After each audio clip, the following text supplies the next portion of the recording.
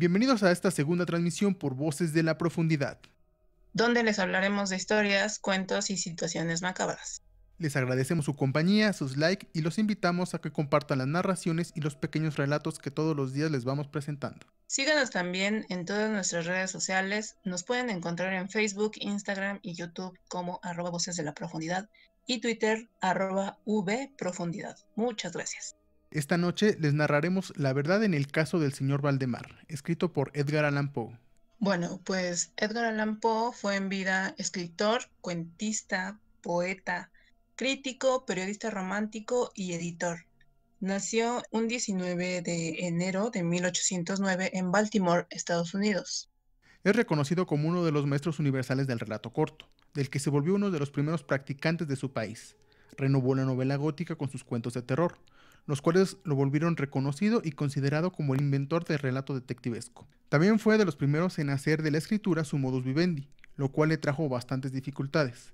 Su vida estuvo llena de melancolía, comenzando con la desafortunada muerte de sus padres, siendo adoptado, aunque nunca oficialmente, por un matrimonio acomodado de Richmond, Virginia, Frances y John Allan. En lo académico, solo realizó un curso en la Universidad de Virginia y estuvo un periodo corto en el ejército.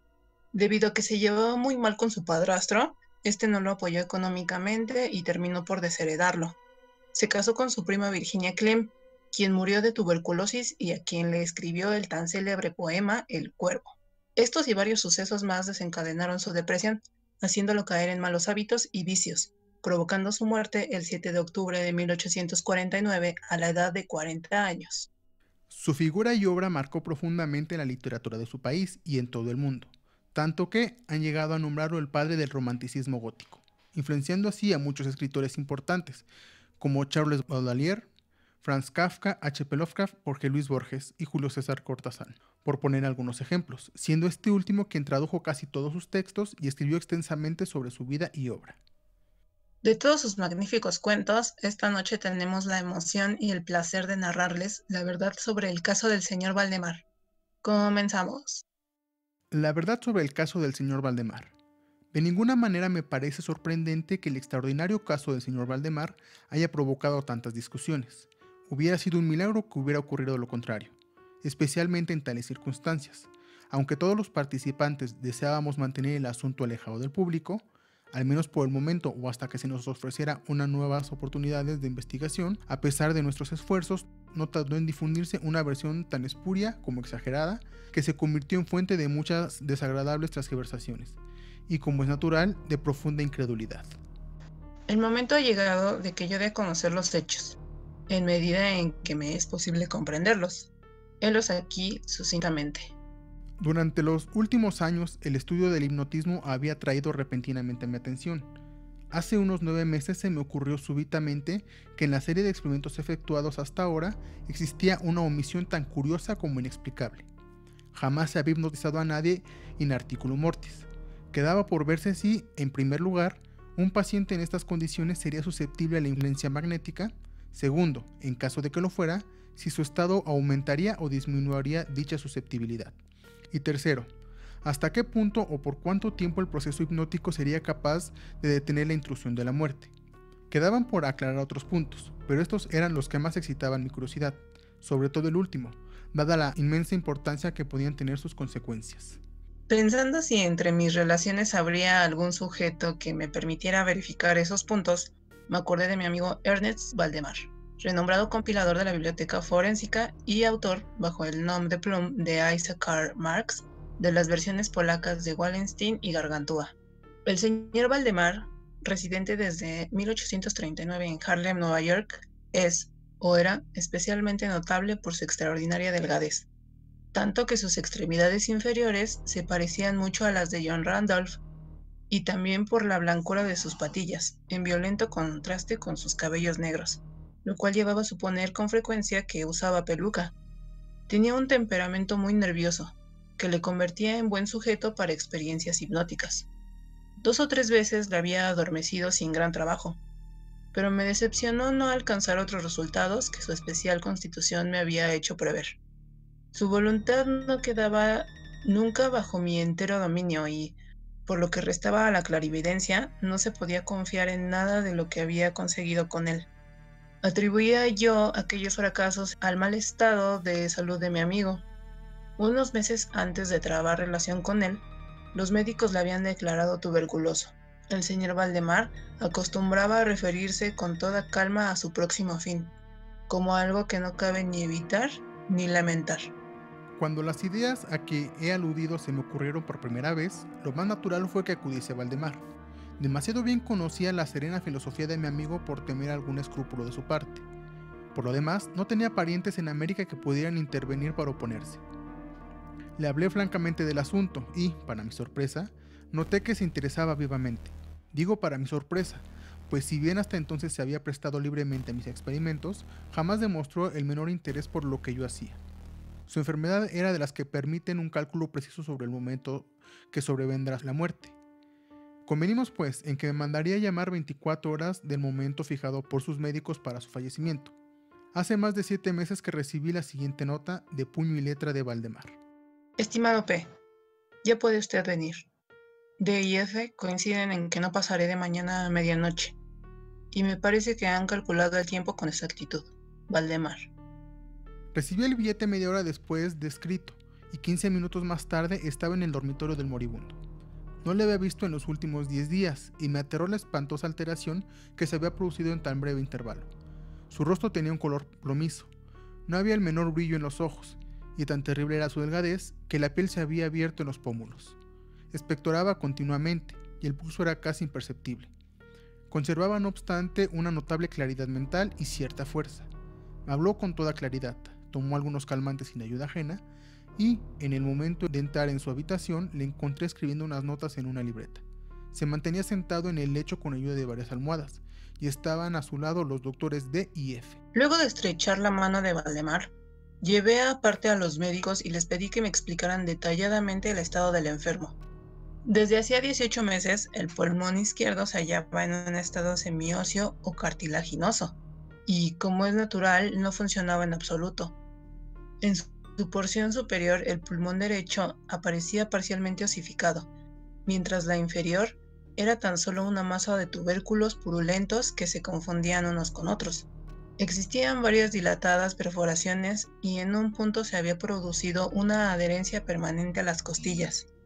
Todos estos fenómenos del lóbulo derecho eran de fecha reciente. La osificación se había operado con insólita rapidez, ya que un mes antes no existían señales de la misma y la adherencia solo había sido comprobable en los últimos 3 días. Aparte de la tuberculosis, los médicos sospechaban un aneurisma de la aorta, pero los síntomas de osificación volvían sumamente difícil un diagnóstico. Ambos facultativos opinaban que Valdemar moriría hacia la medianoche del siguiente día, un domingo.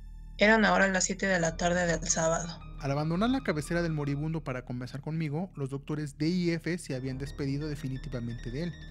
No era su intención volver a verle, pero, a mi pedido, convinieron en examinar al paciente a las 10 de la noche del día siguiente.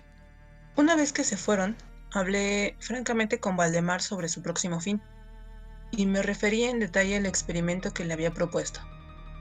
Nuevamente se mostró dispuesto e incluso ansioso por llevarlo a cabo, y me pidió que comenzara de inmediato. 2 enfermeros, un hombre y una mujer, atendían al paciente, pero no me sentía autorizado a llevar a cabo una intervención de tal naturaleza frente a testigos de tan poca responsabilidad en caso de algún accidente repentino. Aplacé, por tanto, el experimento hasta las 8 de la noche del día siguiente, cuando la llegada de un estudiante de medicina de mi conocimiento, el señor Teodoro L., me libró de toda preocupación. Mi intención inicial había sido la de esperar a los médicos, pero me vi obligado a proceder, primeramente por los urgentes pedidos de Valdemar, y luego mi propia convicción de que no había un minuto que perder, ya que con toda evidencia el fin se acercaba rápidamente. El señor L tuvo la amabilidad de acceder a mi pedido, así como de tomar nota de todo lo que ocurriera. Lo que voy a relatar ahora procede de sus apuntes, ya sea en forma condensada o verbatim. Faltaban 5 minutos para las 8 cuando, después de tomar la mano de Valdemar, le pedí que manifestara con toda la claridad posible, en presencia de L, que estaba dispuesto a que yo le hipnotizara en el estado que se encontraba. Débil pero distintamente, el enfermo respondió: sí, quiero ser hipnotizado, agregando de inmediato: me temo que sea demasiado tarde. Mientras así decía, empecé a efectuar los pases que en las ocasiones anteriores habían sido más efectivos con él. Sentí indudablemente la influencia del primer movimiento lateral de mi mano por su frente. Pero, aunque empleé todos mis poderes, me fue imposible lograr efectos hasta algunos minutos después de las 10, cuando llegaron los doctores D y F, tal como lo habían prometido. En pocas palabras les expliqué cuál era mi intención, y como no pusieron inconveniente, considerando que el enfermo se hallaba en agonía, continué sin vacilar, combinando, sin embargo, los pases laterales por otros verticales y concentrando mi mirada en el ojo derecho del sujeto. A esta altura su pulso era imperceptible y respiraba entre estertores, a intervalos de medio minuto. Esta situación se mantuvo sin variante durante un cuarto de hora. Al expirar este periodo, sin embargo, un suspiro perfectamente natural, aunque muy profundo, escapó del pecho del moribundo. Mientras cesaba la respiración estertorosa, o mejor dicho, dejaba de percibirse los estertores, en cuanto a los intervalos de respiración, siguieron siendo los mismos. Las extremidades del paciente estaban heladas. A las 11:05, advertí inequívocas señales de influencia hipnótica. La vidriosa mirada de los ojos fue reemplazada por esa expresión de intranquilo examen interior que jamás se ve sino en casos de hipnotismo, y sobre la cual no cabe engañarse. Mediante unos rápidos pases laterales hice palpitar los párpados, como al acercarse el sueño, y con unos pocos más los cerré por completo. No bastaba esto para satisfacerme, sin embargo, sino que continué vigorosamente mis manipulaciones, poniendo en ellas toda mi voluntad, hasta que hube logrado la completa rigidez de los miembros del durmiente, a quien previamente había colocado en la posición que me pareció más cómoda. Las piernas estaban completamente estiradas, los brazos reposaban en el lecho, a corta distancia de los flancos. La cabeza había sido ligeramente levantada. Al dar esto por terminado era ya medianoche, y pedí a los presentes que examinaran el estado de Valdemar. Luego de unas pocas verificaciones, admitieron que se encontraba en un estado insólitamente perfecto de trance hipnótico. La curiosidad de ambos médicos se había despertado en sumo grado. El doctor D decidió pasar toda la noche a la cabecera del paciente, mientras el doctor F se marchaba, con promesa de volver por la mañana temprano. Él y los enfermeros se quedaron. Dejamos a Valdemar en completa tranquilidad hasta las 3 de la madrugada, hora en que me acerqué y vi que seguía en el mismo estado que al marcharse el doctor F. Vale decir, yacía en la misma posición y su pulso era imperceptible. Respiraba sin esfuerzo, aunque casi no se advertía su aliento, salvo que se aplicara un espejo en los labios. Los ojos estaban cerrados con naturalidad y las piernas tan rígidas y frías como si fueran de mármol. No obstante ello, la apariencia general distaba mucho del de la muerte.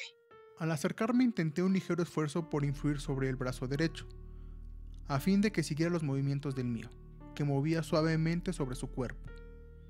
En esta clase de experimento jamás había logrado buen resultado con Valdemar, pero ahora, para mi estupefacción, vi que su brazo, débil pero seguro, seguía todas las direcciones que señalaba el mío. Me decidí entonces a intentar un breve diálogo. Valdemar, ¿duerme usted?, pregunté. No me contestó, pero noté que le temblaban los labios, por lo cual repetí varias veces la pregunta. A la tercera vez todo su cuerpo se agitó con un ligero temblor. Los párpados se levantaron, lo bastante para mostrar una línea del blanco del ojo, moviéndose lentamente los labios mientras un susurro apenas audible brotaban de ellos estas palabras. Sí, ahora duermo. No me despierte. Déjeme morir así. Palpé los miembros encontrándolos tan rígidos como antes. Volví a interrogar al hipnotizado. ¿Sigue sintiendo dolor en el pecho, Valdemar? La respuesta tardó un momento, y fue aún menos audible que la anterior. No, sufro. Me estoy muriendo. No me pareció aconsejable molestarle más por el momento, y no volví a hablarle hasta la llegada del doctor F, que arribó poco antes de la salida del sol y se quedó absolutamente estupefacto al encontrar que el paciente se hallaba todavía vivo. Luego de tomarle el pulso y acercar un espejo a sus labios, me pidió que le hablara otra vez, a lo cual accedí. Valdemar, dije, ¿sigue usted durmiendo? Como la primera vez, pasaron unos minutos antes de lograr respuesta, y durante el intervalo el moribundo dio la impresión de estar juntando fuerzas para hablar. A la cuarta repetición de la pregunta, y con voz que la debilidad volvía casi inaudible, murmuró: Sí, dormido, muriéndome. La opinión, o mejor, el deseo de los médicos era que no se arrancase a Valdemar de su actual estado de aparente tranquilidad hasta que la muerte sobreviniera, cosa que, según consenso general, solo podía tardar unos minutos. Decidí, sin embargo, hablarle una vez más, limitándome a repetir mi pregunta anterior. Mientras lo hacía, un notable cambio se produjo en las facciones del hipnotizado. Los ojos se abrieron lentamente, aunque las pupilas se habían girado hacia arriba, la piel adquirió una tonalidad cadavérica, más semejante al papel blanco que al pergamino. Los círculos sépticos, que hasta el momento se destacaban fuertemente en el centro de cada mejilla, se apagaron bruscamente. Empleo estas palabras porque lo instantáneo de su desaparición trajo a mi memoria la imagen de una bujía que se apaga de un soplo. Al mismo tiempo, el labio superior se replegó, dejando al descubierto los dientes que antes cubría completamente, mientras la mandíbula inferior caía con un sacudimiento que todos oímos, dejando la boca abierta de par en par, y revelando una lengua hinchada y ennegrecida. Supongo que todos los presentes estaban acostumbrados a los horrores de un lecho de muerte, pero la apariencia de Valdemar era tan espantosa en aquel instante que se produjo un movimiento general de retroceso. Comprendo que he llegado ahora a un punto de mi relato en el que el lector se sentirá movido a una absoluta incredulidad. Me veo, sin embargo, obligado a continuarlo. Seguros de que estaba muerto, lo confiábamos ya a los enfermeros, cuando nos fue dado observar un fuerte movimiento vibratorio de la lengua. La vibración se mantuvo aproximadamente durante un minuto. Al cesar, de aquellas abiertas e inmóviles mandíbulas brotó una voz que sería insensato pretender describir. En verdad que existen 2 o 3 epítetos que cabría aplicarle parcialmente. Puedo decir, por ejemplo, que su sonido era áspero y quebrado, así como hueco, pero del todo imperceptible por la sencilla razón de que jamás un oído humano ha percibido resonancias semejantes. 2 características, sin embargo, según lo pensé en el momento y lo sigo pensando, pueden ser señaladas como propias de aquel sonido y dar alguna idea de su calidad extraterrena. El primer término, la voz parecía llegar a nuestros oídos, por lo menos a los míos, desde larga distancia o desde una caverna en la profundidad de la tierra. Segundo, me produjo la misma sensación, temo que me resulte imposible hacerme entender, que las materias gelatinosas y viscosas producen en el sentido al tacto. He hablado al mismo tiempo de sonido y de voz. Quiero decir que el sonido consistía en un silabeo clarísimo, de una claridad incluso asombrosa y aterradora. El señor Valdemar hablaba, y era evidente que estaba contestando a la interrogación formulada por mí unos minutos antes. Como se recordará, le había preguntado si seguía durmiendo, y ahora escuché. Sí, no, estuve durmiendo. ¿Y ahora? Ahora, estoy muerto. Ninguno de los presentes pretendió siquiera negar ni reprimir el inexpresable, estremecedor espanto que aquellas pocas palabras, así pronunciadas, tenían que producir. L, el estudiante, cayó desvanecido. Los enfermeros escaparon del aposento y fue imposible convencerlos de que volvieran. Por mi parte, no trataré de comunicar mis propias impresiones al lector. Durante una hora, silenciosos, sin pronunciar una palabra, nos esforzamos por reanimar a L. Cuando volvió en sí, pudimos dedicarnos a examinar el estado de Valdemar. Seguí en todo sentido como lo he descrito antes, salvo que el espejo no proporcionaba ya pruebas de su respiración. Fue inútil que tratáramos de sangrarlo en el brazo. Debo agregar que este no obedecía ya a mi voluntad. En vano me esforcé por hacerle seguir la dirección de mi mano. La única señal de la influencia hipnótica la constituía ahora el movimiento vibratorio de la lengua, cada vez que volvía a hacer una pregunta a Valdemar. Se diría que trataba de contestar, pero que carecía ya de voluntad suficiente. Permanecía insensible a toda pregunta que le formulara cualquiera que no fuese yo, aunque me esforcé por poner a cada uno de los presentes en relación hipnótica con el paciente. Creo que con esto he señalado todo lo necesario para que se comprenda cuál era la condición de hipnotizado en ese momento. Se llamó a nuevos enfermeros y a las 10 de la mañana abandoné la morada en compañía de ambos médicos y de él. Volvimos por la tarde a ver al paciente. Su estado seguía siendo el mismo. Discutimos un rato sobre la conveniencia y posibilidad de despertarlo, pero poco nos costó llegar a la conclusión de que nada bueno se conseguiría con eso. Resultaba evidente que, hasta ahora, la muerte, o eso que de costumbre se denomina muerte, había sido detenida por el proceso hipnótico. Parecía claro que si despertábamos a Valdemar, lo único que lograríamos sería su inmediato o por lo menos su rápido fallecimiento. Desde este momento hasta fines de la semana pasada, vale decir casi 7 meses, continuamos acudiendo diariamente a la casa de Valdemar, acompañados una y otra vez por médicos y otros amigos. Durante todo este tiempo, el hipnotizado se mantuvo exactamente como lo he descrito. Los enfermeros le atendían continuamente. Por fin, el viernes pasado resolvimos hacer el experimento de despertarlo, o tratar de despertarlo. Probablemente el lamentable resultado del mismo es el que ha dado lugar a tanta discusión en los círculos privados y a una opinión pública que no puedo dejar de considerar como injustificada. A efectos de librar el transhipnótico al paciente, acudí a los pases habituales. De entrada, resultaron infructuosos. La primera indicación de un retorno a la vida lo proporcionó el descenso parcial del iris. Como detalle notable, se observó que este descenso de la pupila iba acompañada de un abundante flujo de icor amarillento, procedente de debajo de los párpados, que despedía un olor penetrante y fétido. Alguien me sugirió que tratara de influir sobre el brazo del paciente, como al comienzo. Lo intenté, sin resultado. Entonces el doctor F. expresó su deseo de que interrogara al paciente. Así lo hice, con las siguientes palabras. Señor Valdemar, ¿puede explicarnos lo que siente y lo que desea? Instantáneamente reaparecieron los círculos sécticos en las mejillas. La lengua tembló, o mejor dicho, rodó violentamente en la boca, aunque las mandíbulas y los labios siguieran rígidos como antes. Y entonces resonó aquella horrenda voz que he tratado ya de describir. Por amor de Dios, pronto, pronto, hágame dormir. O despiérteme, pronto, despiérteme. Le digo que estoy muerto.